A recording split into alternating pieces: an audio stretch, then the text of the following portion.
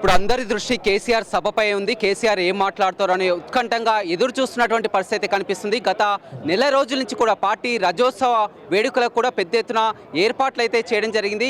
తెలంగాణ ప్రాంతం నలుమూలల నుంచి కూడా కార్యకర్తలు పెద్ద ఎత్తున కూడా లక్షలాదిగా తరలేందుకు అన్ని ఏర్పాట్లు అయితే పూర్తి చేయడం జరిగింది. 10 లక్షల పైగా కూడా వస్తారని కూడా ఎక్స్పెక్ట్ చేస్తున్నటువంటి పరిస్థితి కనిపిస్తుంది. పార్టీ 2001లో ఆవిర్భవించి 24 సంవత్సరాలు పూర్తి చేసుకొని 25వ వసంతంలోకి అడుగు పెడుతున్నటువంటి వేళ రజోత్సవ జరుపుకుంటున్నటువంటి వేళ మొత్తం అయితే ఒక కంటే అయితే మొదలైందని చెప్పవచ్చు. 10 ఏళ్ల పాటు బీఆర్ఎస్ అధికారంలో ఉండి ఆ తర్వాత ఇప్పుడు కాంగ్రెస్ పార్టీ అధికారంలోకి వచ్చిన తర్వాత ఈ 16 నెలల్లో ఎంతవరకు హామీలు ఇచ్చింది, హామీలన్నీ కూడా నెరవేర్చలేకపోయిందని వాటన్నిటిని కూడా ఎండగట్టే అవకాశం అయితే ఉందని చెప్పవచ్చు. మొత్తం కూడా ఎదురు చూస్తున్నటువంటి ఉత్కంఠ అయితే నెలకొందని చెప్పవచ్చు. మొదటి నుంచి కూడా మనం చూస్తున్నాం పార్టీలో కీలకంగా ఉంటూ కేసీఆర్కు అత్యంత సన్నిహితునిగా ఉన్నటువంటి బాలమల్లు ఉన్నారు.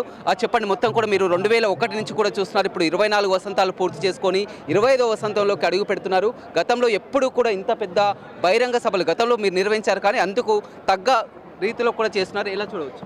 గతంలో బ్రహ్మాండంగా మీటింగ్లు మేము చేసినాం. ఇదేం పెద్ద సభ కాదు, అది టాప్ మీటింగ్లు చేసినాం. అదో ఇది టీఆర్ఎస్ పార్టీ 20 సంవత్సరాలు పూర్తి చేసుకునే సందర్భంగా మేము రైతోత్సవాలు చేసుకోవాలనే ఉద్దేశంతో మరి మా కార్యకర్తలతోటి మా నాయకులతోటి ఒక సభ నిర్వహించుకుందాం అనుకున్నాం.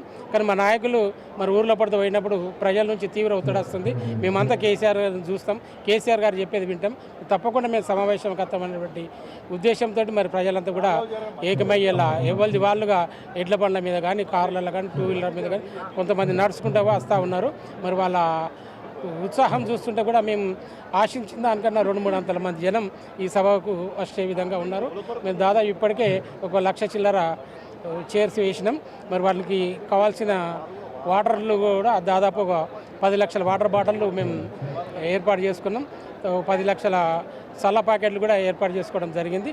మరి మా జనం రెస్పాన్స్ చూస్తే బాగున్నది కనుక ఇంకో 6 లక్షలు మేము స్పేర్లో పెట్టుకున్న వాటర్ బాటిళ్ళు ఇవి అయిపోయిన తర్వాత అవి కూడా వాళ్ళకు అవసరం ఉంటే తప్పకుండా మేము వాళ్ళకి ఇబ్బంది కాకుండా వాటర్ సప్లై చేస్తూ ఉన్నాం. మరి అదేవిధంగా వచ్చిన వాళ్ళందరూ కూడా 1000 టాయిలెట్స్ కూడా నిర్మాణం చేసుకున్నాం. దానికి కూడా ఇబ్బంది కాకుండా మేము ఏర్పాట్లు అయిపోయి అదేవిధంగా దాదాపు 1 కిలోమీటర్ దాకా ఈ సభ ప్రాంగణం ఉన్నది కనుక మరి కేసీఆర్ గారు మంచిగా కనబడాలి, వాళ్ళ దగ్గర నుంచి కనబడాలి విధంగా దాదాపు ఇప్పటికే మేము ఒక 25 స్క్రీన్లు ఈ సభా వేదిక చుట్టూ ఏర్పాటు చేసుకోవడం జరిగింది. అదేవిధంగా చూసినట్టయితే భారీగా ఎక్స్పెక్టేషన్స్ ఉన్నాయి. ఎందుకంటే 10 ఏళ్ల పాటు కేసీఆర్ సీఎంగా చూడడం జరిగింది. ఆ తర్వాత ఇప్పుడు కాంగ్రెస్ అధికారంలోకి వచ్చి 16 నెలలు అవుతుంది. 16 నెలల తర్వాత ఎన్నో వరకు హామీలు ఇచ్చారు, కానీ హామీలన్నీ కూడా నెరవేర్చలేదు, ఎండగట్టే అవకాశం ఉంది. గతంలో చూడడం జరిగింది, ఎంపీ ఎన్నికల ప్రచారంలో పాల్గొనడం జరిగింది. అదేవిధంగా నల్గొండలో కృష్ణా జిల్లాల విషయంలో కూడా సభ జరిగిన తర్వాత మళ్ళీ ఆ సభ తర్వాత కూడా మళ్ళీ కేసీఆర్ ఇప్పుడు ప్రత్యక్షంగా కూడా ఈ భారీ బహిరంగ సభలో పాల్గొనదు. తప్పకుండా ఇప్పుడు ప్రభుత్వం ఏర్పడి దాదాపు 16 మాసాలు అవుతున్న సందర్భంగా మరి ప్రజలకు తీవ్రంగా వాళ్ళు నష్టం చేశారు. మరి ముఖ్యంగా రైతులకు బాగా నష్టం జరిగింది. మరి ప్రభుత్వం ప్రభుత్వ వ్యతిరేకంగా మేము ఈ సభ ఏర్పాటు చేసుకోవడం లేదు. మా పార్టీ నిర్మాణం జరిగి ఏర్పడి ఇప్పటికి 24 సంవత్సరాలు పూర్తయిపోయి 25వ సంవత్సరంలో అడుగుడుతున్న సందర్భంగా మేము సిల్వర్ జూబ్లీ ఉత్సవాలు చేసుకుందాం అనుకొని దాని కొరకు ఏర్పాటు చేయడం, కానీ ప్రభుత్వంతో మాకేం సంబంధం లేదు. ప్రజలు చూసుకుంటారు ప్రభుత్వం ఏం చేస్తే ఏం సంగతి అని. ఇప్పటి నుంచి మేము తర్వాత నెలలో మరి మెంబర్షిప్ చేసుకోవడం జరుగుతుంది. మరి వార్డు, మున్సిపల్ వార్డు, గ్రామ వార్డు, గ్రామ కమిటీలు, మరి మండల కమిటీలు, జిల్లా కమిటీలు వేసుకున్న తర్వాత మేము రాష్ట్ర కమిటీ అక్టోబర్ లోపల వేసుకోవాల్సింది కనుక ఈ ఏడాది మొత్తం మాకు ఉత్సాహంలో ఓ పండుగ వాతావరణంలో బీఆర్ఎస్ పార్టీ పనిచేస్తామని కార్యకర్తలు కూడా అందరికీ చేతి నిండా మా పార్టీ యొక్క కార్యక్రమాలు ఉంటాయి. ఎన్ని గంటల కేసీఆర్ సభా ప్రాంగణానికి చేరుకోబోతున్నారు? ఎలా ఉండబోతుంది? దాదాపు కేసీఆర్ గారు ఇక్కడికి సభా ప్రాంగణానికి దాదాపు హెలికాప్టర్లో దాదాపు 5:30 ప్రాంతంలో వస్తాడు. మరి వేదికపైకి 6 అవుతుండొచ్చు. 6 గంటల తర్వాత ఆయన వెల్కమ్ స్పీచ్ ఒకళ్ళది ఉంటుంది, తర్వాత కేసీఆర్ గారి స్పీచ్ ఉంటుంది, ఆ తర్వాత వందన సమర్పణ ఉంటుంది తప్ప వేరే వాళ్ళు మధ్య లెవెల్ మాట్లాడేది లేదు. కేసీఆర్ గారి స్పీచ్ ఒకటే ప్రధానమైన స్పీచ్. ఎందుకంటే జనమంతా కూడా కేసీఆర్ ఏం చెప్తాడు అనేటువంటి ఎదురు చూస్తూ ఉన్నాడు కనుక ఆయన స్పీచే ఈ సభకు ప్రధాన ఆకర్షణ. రైట్, చూడొచ్చు సభపై కేసీఆర్ ఒక్కరే ప్రసంగించే అవకాశం కనపడుతుంది. అతను ఒక్కరే మాట్లాడుతున్నారు. సాయంత్రం 5:30 సమయంలో ఇక్కడికి చేరుకోనున్నారు. దాదాపు గంట పాటు కూడా మాట్లాడే అవకాశం కనపడుతుంది. అందరు కూడా ఒక ఉత్కంఠ అయితే మొదలైందని చెప్పవచ్చు. ఎందుకంటే చాలా నెలల తర్వాత కాంగ్రెస్ పార్టీ అధికారంలోకి వచ్చిన తర్వాత కూడా 16 నెలలు అవుతుంది. ఆ 16 నెలల్లో కూడా చాలా వరకు హామీలు ఇచ్చారు, హామీలు నెరవేర్చలేదు. హామీలన్నిటిని కూడా ప్రజల ముందు ఎగట్టే అవకాశం అయితే కనపడుతుందని చెప్పొచ్చు. ఒక ప్రతిష్టాత్మకంగా తీసుకోవడం జరిగింది. ఇప్పటికే దూర ప్రాంతాల నుంచి కూడా నలుమూలల నుంచి పెద్ద ఎత్తున కార్యకర్తలు బయలుదేరినటువంటి సిచ్యువేషన్ అయితే కనిపిస్తుందని చెప్పొచ్చు.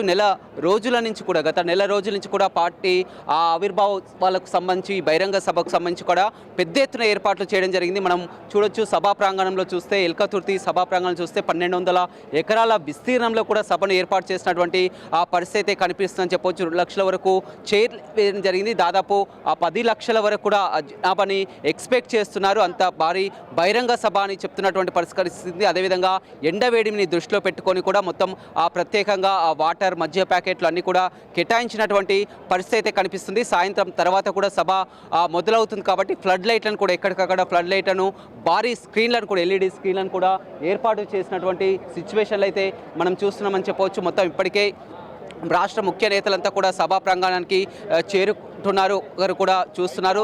దాదాపు ఒక వారం రోజుల క్రితమే పాదయాత్రగా బయలుదేరినటువంటి వారు, పాదయాత్ర నుంచి ఎడ్ల బండ్లలో వచ్చినటువంటి వారు, అదేవిధంగా పాదయాత్రగా వచ్చిన వారు వారంతా కూడా సభా ప్రాంగణానికి వస్తుండడంతో వారందరికీ స్వాగతం పలుకుతున్నటువంటి పరిస్థితి కనిపిస్తుంది. అదేవిధంగా పక్కనే ఉన్నటువంటి కళా బృందం కూడా చూడవచ్చు ప్రత్యేక ఆకర్షణగా. ఎందుకంటే మొదటి నుంచి పార్టీ ఆవిర్భావం నుంచి కూడా టీఆర్ఎస్ పార్టీకి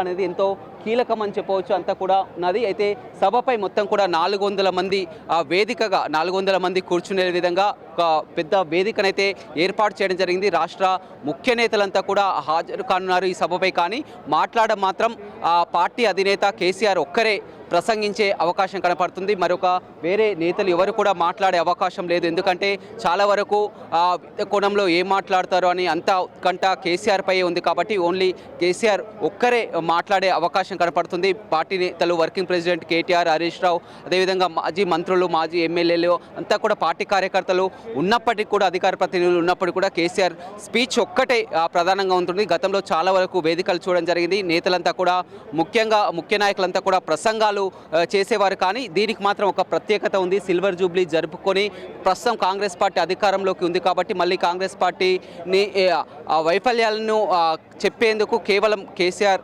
గొంతుకనే కేసీఆర్ ద్వారానే వినిపించాలనే ఉద్దేశంతో కేవలం ఒక కేసీఆర్ ఒక్కరే ప్రసంగించే అవకాశం అయితే ఉందని చెప్పవచ్చు. మొత్తం ఇప్పటికే మనం చూస్తున్నాం, మొత్తం ఇవాళ వాతావరణం కూడా చాలా అనుకూలించిందని చెప్పవచ్చు. మొత్తం ఒకవేళ ఎండలు బాగా ఉన్నప్పటికీ కూడా మొత్తం పరిస్థితి కాస్త సద్దుముఖం పట్టింది. వాతావరణం కూడా అనుకూలించడంతో కూడా బీఆర్ఎస్ శ్రేణులో మాత్రం ఒక జోష్ అయితే కనపడుతుందని చెప్పవచ్చు. చాలా రోజుల తర్వాత మళ్ళీ ఒక కార్యకర్తల్లో, నేతల్లో ఒక ఉత్సాహం, క్యాడర్లు అయితే ఒక ఉత్సాహం అయితే నెలకొందని చెప్పవచ్చు. ఇప్పటికే గ్రామాల్లో కూడా మొత్తం క్యాడర్కు వచ్చే విధంగా వారికి ఆర్టీసీ బస్సులు కానీ, వెహికల్స్ కానీ, ప్రైవేట్ వాహనాలు అన్నీ కూడా సమకూర్చడం జరిగింది. అన్ని ఏర్పాట్లు కూడా జరిగింది. మనం మొదటి నుంచి కూడా చూస్తున్నాం పార్టీలో క్రియాశీలకంగా ఉన్నటువంటి మాజీ ఎమ్మెల్సీ ఉన్నారు.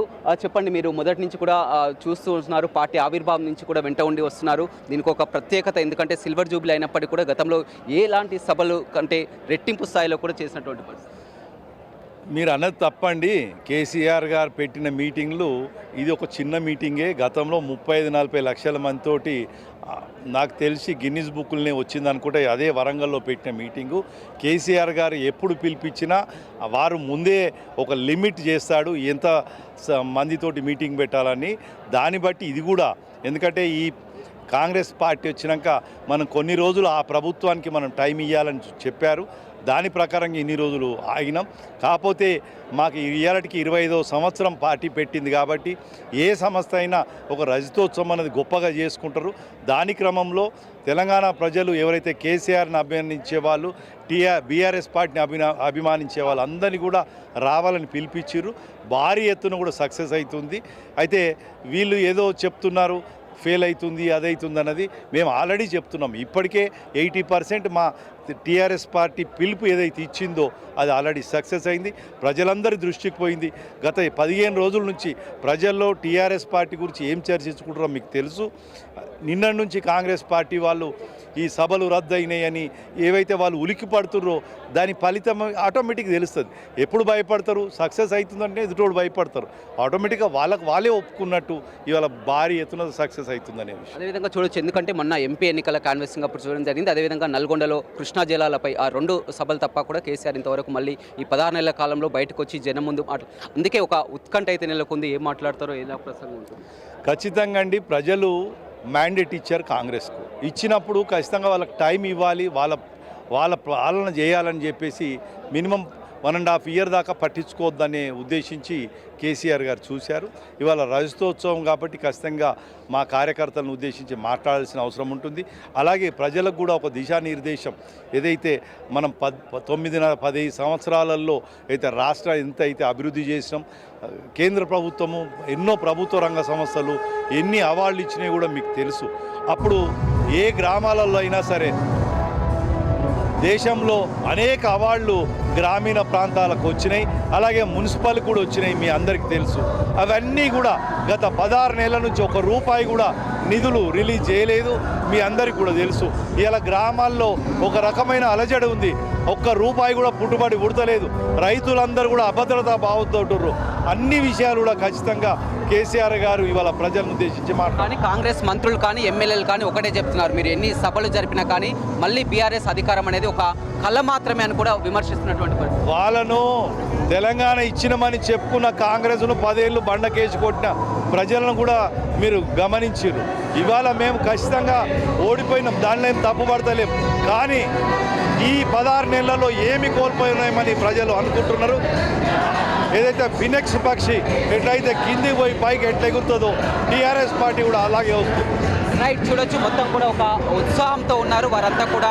కేసీఆర్ సభ కోసం, స్పీచ్ కోసం ఎదురు చూస్తున్నారు. ఈ సభలో కూడా కేసీఆర్ ఒక్కరే మాట్లాడే అవకాశం కనిపిస్తుంది. అతను ఒక్కరే పార్టీ అధ్యక్షుడు, బీఆర్ఎస్ అధినేత కేసీఆర్ ఒక్కరే ప్రసంగించినారు. ఇప్పటికే మొత్తం నలుమూలల నుంచి కూడా పెద్ద ఎత్తున ఒక ప్రపంచంలా తరలి వస్తున్నటువంటి ఎల్కతుర్తికి తరలి వస్తున్నటువంటి పరిస్థితి అయితే వరంగల్లో కనపడుతుంది.